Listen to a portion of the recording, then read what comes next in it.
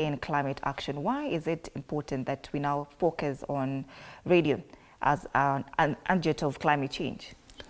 Big time. Addressing climate change issues, rather. Yeah, big time that media all the time, even TV, have to focus, set an agenda, frame things that are global, that are affecting the communities. Yeah. Because that's why I say that we as media, even as radio, they must focus on things that are affecting the community. Yeah. Because the community is your audience.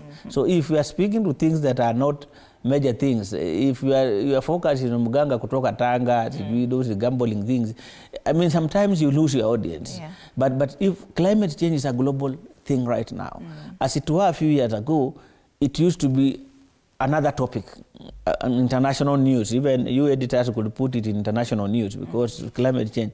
But gradually, climate change is affecting everybody. Yeah. It's an agenda for each of us in whichever way, and it becomes a global, national, domestic issue that merits attention by everybody. Radio has no option but to help. And why radio? Radio. As the Media Council research of 2023-24 said radio is the most, at 80%, reachable by Kenyans. While TV is the biggest source of news for Kenyans. Yeah. But in terms of reach, radio is at 80%. Yeah. A very big rural bias that is listened to big time in rural areas.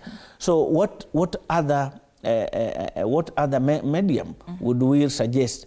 And now with the climate change, the discussions around pollution, the discussion about flooding, food insecurity that's affecting everybody, radio becomes a central player in any discussions.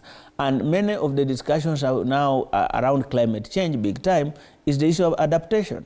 And adaptation means that we have accepted that climate change is a problem we are facing. How do we cope?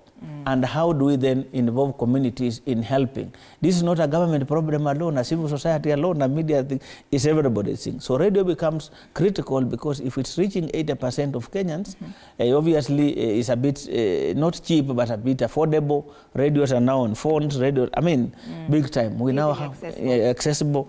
And now with nearly 300 radios in Kenya, with nearly all 47 counties, save for 2, having at least a radio, local-based, vernacular, community radio, it becomes a big medium that can be helpful in the discussions and debates around and public education. The other thing is also mobilization. We need a critical mass of people who appreciate that climate change is a challenge that we need to. So that mobilization, radio becomes very critical to us. Yeah. And obviously, as I mentioned, as we move away from mitigation measures, moving to adaptation measures, people need, where I come from, people in Badalang need to be told how to live with the floods, because the floods will never end.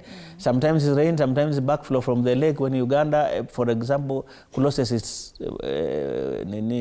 dams for clean, the problem becomes, so flooding will be there, but how do we help those people to live with those floods? Yeah. That when they're coming, they can move on higher grounds, they can, So that's why radio. And you remember even WHO jointly with the meteorological department started radio stations in areas that have different disasters. There's a radio in Budalang called Bulala FM, that's to help people during floods. There's a radio here in Moranga, landslides. There's a radio in Suswa, Narok, because Narok also experiences a lot of the breaking of the road in Narok, so that people can. So that's why radio is that critical. So do you think Kenyan radios, as it stands now, looking at this year's theme, are doing enough to create awareness on climate issues?